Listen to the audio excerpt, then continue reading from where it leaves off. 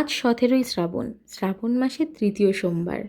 অনেক দিন পরে আজ আমি বাড়ি যাচ্ছি, কারণ আজকের দিনে আমাদের বাড়ির সামনে খুব ধুমধাম করে শিব পুজো হয়। আর পুজোর দিনে বাড়ি গেলে পায়ে আলতা না দিলে দিদা খুব বকাবকি করে। আর আলতা পরতে গেলে আমার কম আলতা পরলে ঠিক পছন্দ হয় না।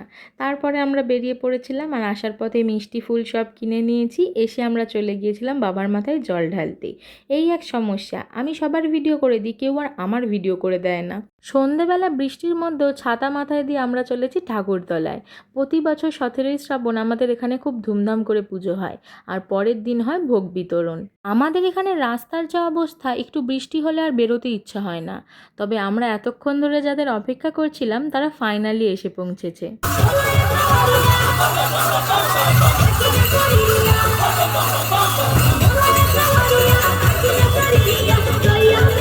আজ যারা বাবার মাথায় জল ঢেলেছো, কমেন্টে হর হর মহাদেব লিখো।